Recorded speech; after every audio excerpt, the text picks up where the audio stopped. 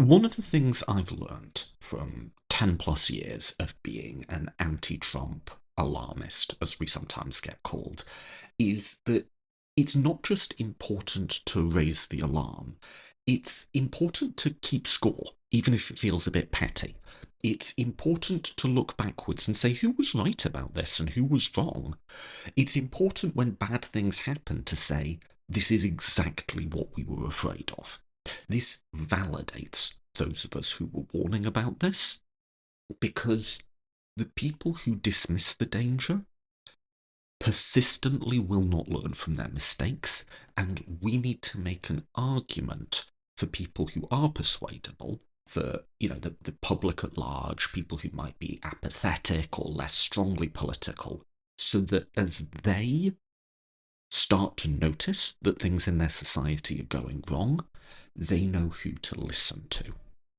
And that's important because the people who were wrong about how dangerous this is were not wrong by accident. They were wrong because they were interpreting the political world through a framework, through a set of ideas and biases that will make them wrong again. And those of us, I guess I could call us in the US case something like resistance liberals, perhaps. Those of us who were right were not right by accident. We were right because we were processing the world through our own set of ideas and concepts and biases that help us understand the world better, that are more useful, and that, crucially and most importantly, will point us towards our best bet for how to defeat this. Now, I have really sort of taken this to heart. This is something I've written about a lot in the US context, and I'm increasingly bringing it into the British one because, my God, the last few months have just been a steady drumbeat of events that, while in many ways shocking, in many ways completely outside of the normal run of how politics goes, are nonetheless very much in line with what a quote unquote alarmist framework would expect. And not all of these events are negative. So just yesterday, we had a very important by election result in the UK. This isn't a massive deal in that it's not going to determine control of Parliament or anything, but it's one that's been very closely followed to see if a lot of the chaos we're seeing in polling right now, with Reform in the lead and something like a 3 or 4 way tie for second place, to see how that actually translates to when real people go to the ballot box. And the result was a firm defeat of Reform. It was excellent. And I want to spend just a minute talking about it, just in a kind of off the cuff, here are my initial reactions sort of way, as a rare positive validation of the framework with which myself and many other people have been analysing politics through what we call the Trump era. Because this was an important victory for progressive liberalism. But it was also, I think, not just that it happened, but the way it played out really is, as weird as it was, what our view of the world would expect to have happened. Because here's what's odd about this for American listeners, is it was not our incumbent Labour Party that won. Labour Party are incumbent in terms of they're the party of government, but they also previously held this seat. They won it at the last election with a massive 30% majority, and they weren't even in the top two. It was won by the Green Party. Here's the results. The Green Party claimed, in terms of vote share, the Green Party claimed 40.7%, up 28 points from the general election 18 months ago. Reform, the far right party, 28.7, about actually in line with their national polling, up 15 points. Labour, 25%, down 25 points. So half of their voters gone, and it looks like mostly just transferred over to the Green Party. Conservatives, 1.9%, Liberal Democrats, 1.8%. So, just two really obvious points here. First, that is a great result for anti fascists. Like, it's a symbolic win, but symbolic wins matter. I think if Reform had won this, that that would set yet another very dangerous precedent, and I think it would signal that they were the ascendant force, and it would create a sort of permission structure for more and more people to start talking about them as the next government. I think the symbolism of a Reform win would have been, even though we're only talking thousands of votes here, tens of thousands of votes, but still, the symbolism of a Reform win would have been very, very bad. So it's a great result, but it's also bonkers. Absolutely bonkers. This is not how politics is supposed to work. This is, for those who don't know British politics, a two-party first past the post system. Now there's some weirdnesses in there. So for instance, Northern Ireland has, because of that history, its own completely separate party system. But this isn't in Northern Ireland. It's not even in Wales or Scotland where there's regional parties. This is in Manchester. Pretty solid Labour heartland. And in a system essentially functionally designed to lock the two major parties in, neither of them got into the top two. Well, that's just wild. I think it's fair to say nothing like this in modern British politics has ever happened before. I mean, I think literally this is the first Green Party win in a by-election. But it's so, and yet, for all that that's a wild result, for people who see the world through my framework, for me personally, but it's not just me, this is a way of thinking about politics that a lot of us share, it's not that surprising. It actually kind of makes sense. And indeed, I don't want to say I predicted this exact result, but I think I said I gave the Greens, um, I think I said at least 50% chance of winning, like at least even money, so 50% and up. So I was pretty bullish on them. Um, and I think it kind of fits. So I'm just gonna run through some of the ways in which I think this like I say, this validates the framework that us sort of alarmist Cassandra resist libs have been using to analyse politics. First, most obviously, reform every single day, conform more closely to the mould of American fascism. Those of us who say modern fascism is a global phenomenon, that is just exactly how it played out here in the weeks leading up to this by election, not overtly as part of their campaigning, but Reform have unveiled that if they came into government, they would be setting weekly deportation targets, very much like Stephen Miller in the United States. They've published plans for a British immigration force, very much in the vein of ICE in America, for large scale detention centres, very much like what ICE is doing. Their candidate, Matt Goodwin, who's kind of like he used to be an academic, but is like an online right wing grifter, essentially. He's very much a sort of nasty, insecure masculinity grifter type that I think very much embodies contemporary fascism. He got in trouble in the campaign for saying weird stuff about women not having enough children. Does this sound familiar at all to anyone? And one thing I'd really stress, they reacted to their loss by alleging fraud in a very racialized way. They basically, in so many words, said it didn't count because Muslims voted, right? That was basically Farage's reaction. And again, does this remind you of anything, right? Like, both in terms of values, biases, and even sort of specific rhetorical gambits. British fascism is just, it's the same thing as American fascism. And I think when I started saying that a year ago, I think you could legitimately push back on that. I think the case wasn't as clear back then. I think, just every day that passes, that gets clearer and clearer and clearer.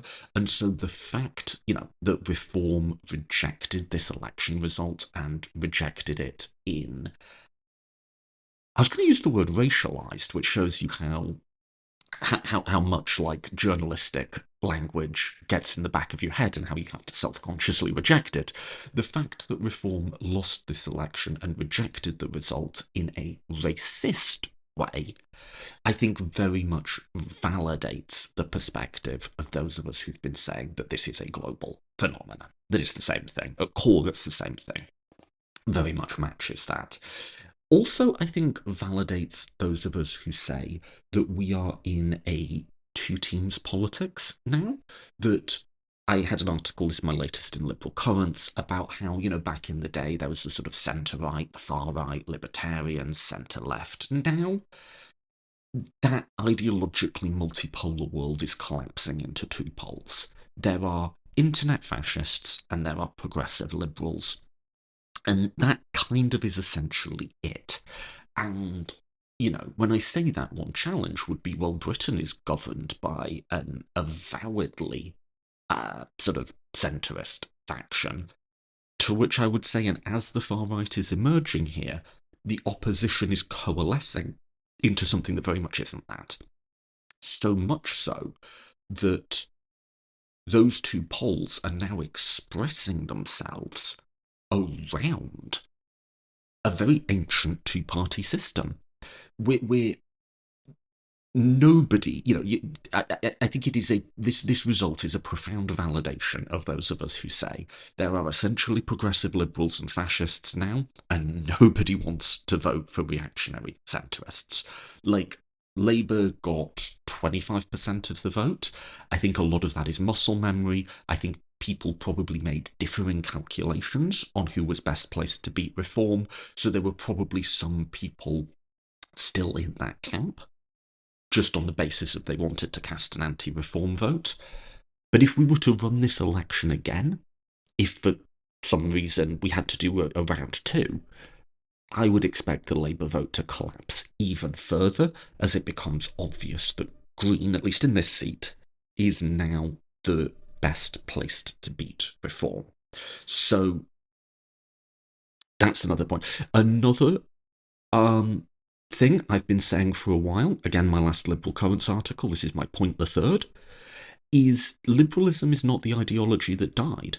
It's the centre right, and I think this validates it too.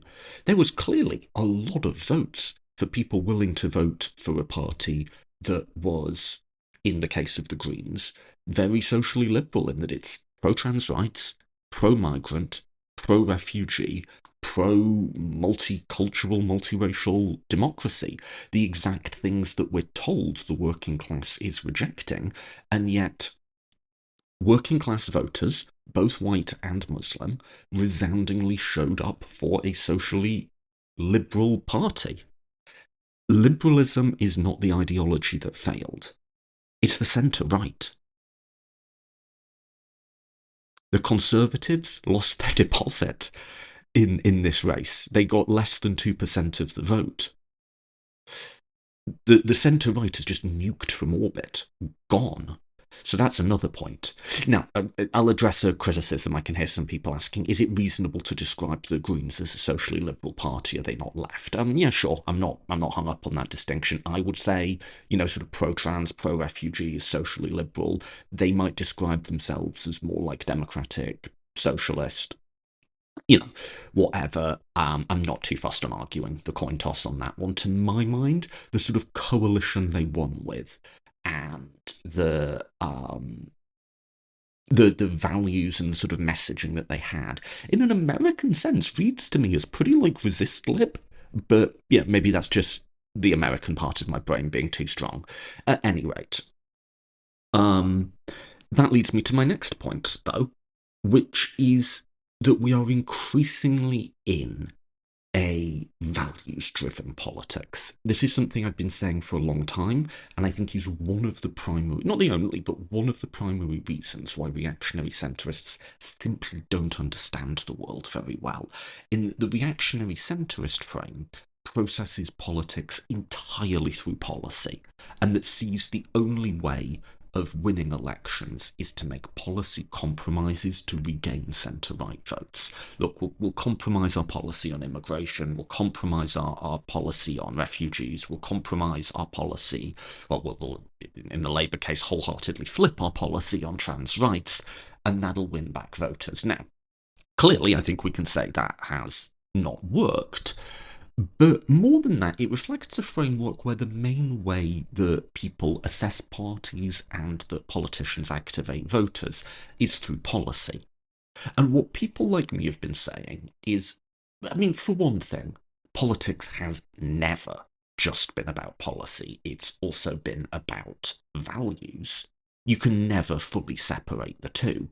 Whenever you say we're doing X, Y, and Z, there's always an implicit why are you doing it? Even if you don't say that part out loud, there's always implicit values and often explicit values. So they've never been separable. It's always been a bit of both. But I think the balance has shifted. In the 90s in the UK, politics was very much about governing competence. This is how both main parties marketed themselves to the public. Is yes, there were ideological differences, yes, there were values differences, but a lot of it was about we're going to run the economy the best, we're going to run the NHS the best. You know, things were ticking along, and the Labour government, Tony Blair's government could say, re-elect us because, the economy's going all right. You know, that's flipped now. Whereas previously, a sort of policy offer might be in the foreground and values more in the background. Now, what voters are looking for in parties and how parties successfully appeal to electorates is values forward with policies as a way of backing up those values, right? And I think this by-election was very much about that. It was very much about, do we want a multicultural and a multiracial society? Like, that was the question that was on the ballot, essentially. And yes, cost of living and people discontented with the economy, and a sense, I think, generally that the political class doesn't represent ordinary people very well. But, the Reform fought this on to what is in their mind the unacceptability of a society that has immigrants and cultural difference in. And the Greens won, I think, because and they've been increasing in popularity because they have a very values forward messaging, and in a way that's unapologetic about sort of core liberal commitments about diversity and racism and anti-sexism and anti-transphobia, right? I think that's what appeals to people about them is it's clear what their values are, and in a way that it's just not at all clear what Labour's values are. So I think this again reinforces that. Following on from values, point the fifth: the liberal values can beat fascist values. I think there's a sense from reactionary centrists that people not liking immigrants is just sort of the way people feel. It's particularly just sort of the way that working class people feel, and that there's nothing you can do to change that. That people will always vote with the bigoted part of their brain, and the best you can do is throw people under the bus to appease that. Whereas people like me say, no, this is a debate, this is a conversation. Like, there's no reason to think that you can't sell people on a vision of that, and it's reflected in the practice. Like, this was a multi-racial coalition of working class white and working class Muslim votes that won this. And one thing that I think has been particularly heartening is bigots always assume that everyone else are bigots deep down. Maybe a different type of bigot to them, but any profession of true belief in liberal values is insincere and performative in their eyes. And one of the things that I love seeing that assumption proved wrong. Love it. And one of the things I've really liked is there just seemed to be an assumption that Muslim voters would not vote for a party that was progressive on trans rights, that had an openly gay Jewish man as its leader, and they did more or less en masse, as far as I can see. You know, um, people voted for anti racism first. Maybe there was some, I'm sure, I'm not going to say there's no Muslim who holds homophobic or transphobic views. I'm sure there's plenty. But nonetheless, the assumption was that Muslims would vote with that, and they just didn't. Like, you can reach communities that are religious and you can reach communities that are working class with liberal values. Like, when we make the argument for ourselves, we can win.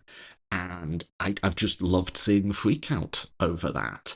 And that goes to my sixth point, which is I think this is pretty close to the model those of us in the sort of fascist, alarmist, resist lib sort of camp are. It's pretty close to our model of how to beat fascists in an election.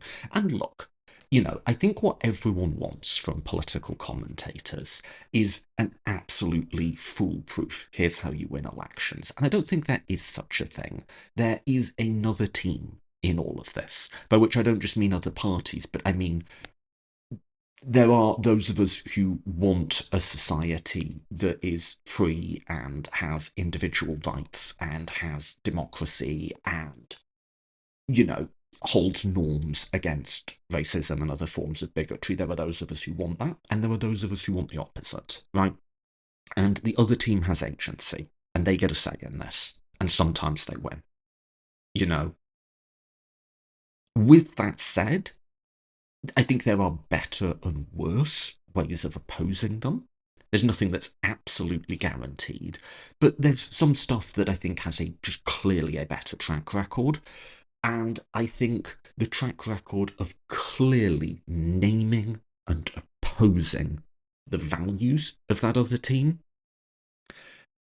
is what I mean. I note that the closest we got in the States to the sort of model I would urge is Biden in 2020, a progressive, albeit not radically progressive, platform, a sort of normie aesthetic, and a strong values contrast, calling Trump a racist, calling him a white supremacist, saying this was a battle for the soul of America. And that's the only one we won. Likewise, here, I think a message which the Greens have had that very much attacks not just reform for like, oh, their policies aren't costed properly, which I assume they're not, but these are pernicious, evil things, has proved effective. This is, like I say, there's nothing, there just isn't such a thing as a foolproof election strategy. Elections are big, complicated, chaotic things with a lot of different, like, variables, and there is another team in politics that has a say. But I think this has proved our best strategy so far. Which leads me to my seventh and penultimate point, is just the utter dead end of reactionary centrism.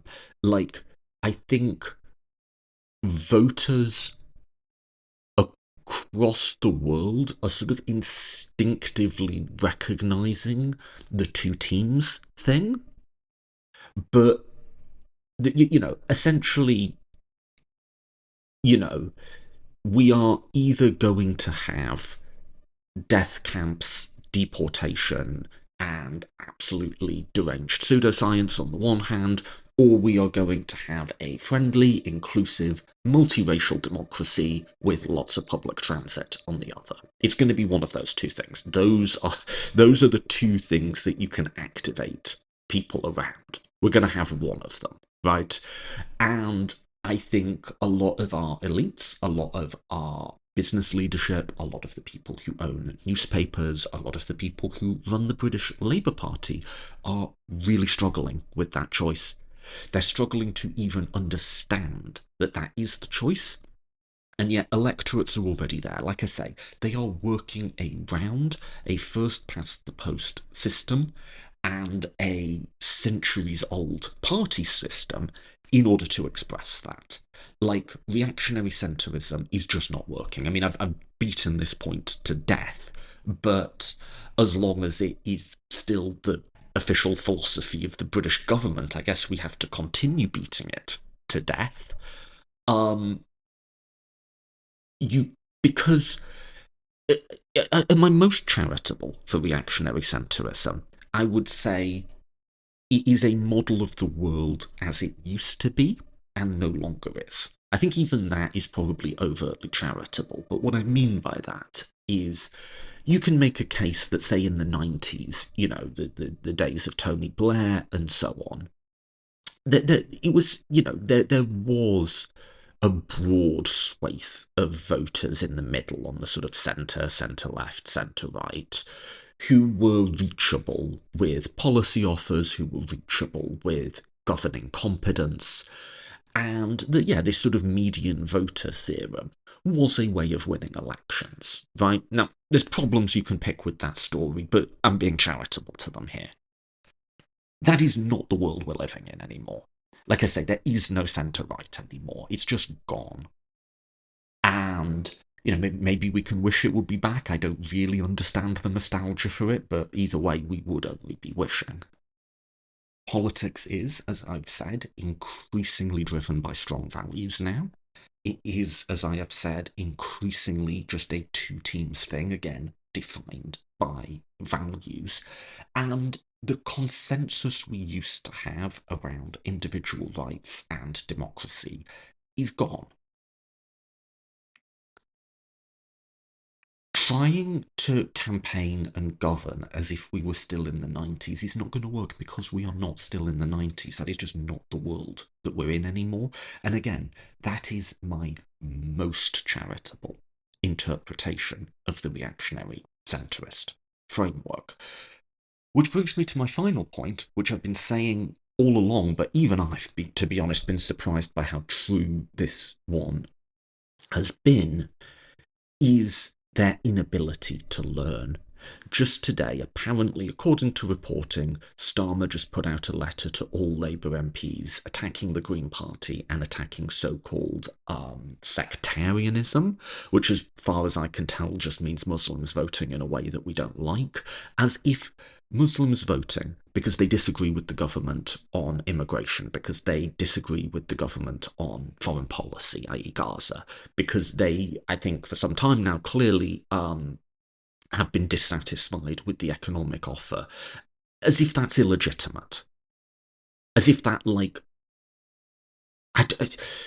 the people who are not white and not Christian disagreeing with you makes them all Bin Laden or something. Like, it was just a hopelessly tone deaf statement. And I said this before when they came out with all of their reforms for the refugee system. It is staggering the extent to which they just seem incapable of understanding that this isn't working. I think the idea that you appease the cultural right is something they reason from, not reason to. It is foundational to them. And they actually, despite their persona as sort of sensible, pragmatic sorts, there is something deeply fanatical here and deeply unreasoning. And, this is yet one more instance of, if you can't learn from this, what could you learn from? Now, there are people within the Labour Party who I think have never been fully captured by reactionary centres. And from what I'm hearing a lot, I mean, I've seen a lot of Labour MPs now much more open, instead of saying it behind closed doors, saying it openly and in their own names. We need to stop running against our own supporters.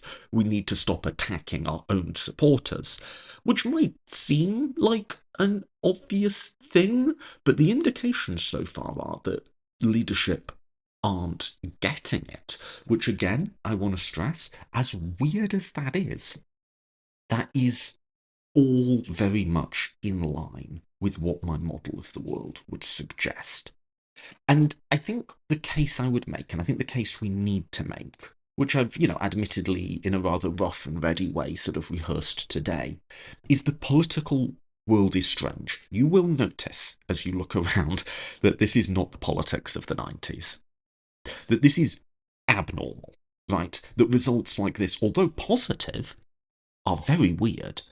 And I think we need to make the case of whose model of the world better explains this. A model of the world in which the way to deal with a rising far right is to concede to them on certain policies and tacitly validate their values, or a model of the world that says these are fascists, not as like a hyperbole, but as an accurate description of belief and intent, that they must be opposed, that they cannot be appeased, and that when we do stand up to them, we can win, and that this idea of trying to split the difference is hopelessly at very best naive, that no electorate wants that, and you simply destroy your own coalition by attempting it. Which of those views has better described, correlated with the reality here? Which of those views has less to explain about what's just happened? As I've said, I think very, very clearly we see in this result reform much more cohering into an American fascist mould. I think we see the two teams' politics even emerging in spite of a two-party first past the post system. We see the death of the centre right. We see the increasing centrality of values in our politics. We see that liberal values can beat fascist ones. We see a positive model of how to beat the fascists. We see the absolute dead end of reactionary centrism, and we see again their absolute inability to learn. And I think we need to make that case because again, the reactionary centrists aren't going to get it on their own, and we have to remove them and work around them. Right? If we want to fight fascism, we also have to fight for the ability to lead our own team. I think there are other questions emerging from this result. For instance, can Labour come back from here? I actually think they can, but it would require a fundamental change in thinking at the top. What happens now in terms of the sort of anti-fascist voting coalition? What's the logic of strategic anti-fascist voting? I hope to do more work on that in the future.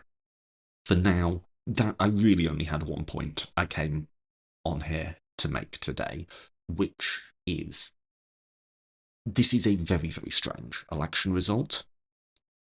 It is also very much in line with what people who see the world my way have been arguing for a long time, and it is absolutely inexplicable from within the framework of reactionary centrism. Absolutely inexplicable from within their framework, which is why they're reacting so badly to it. And that in itself should tell you about who has the better plan to fight fascism moving forward. And it's just a really great result. I love seeing fascists lose. Love it. So, thank you for listening, and I'll see you next week.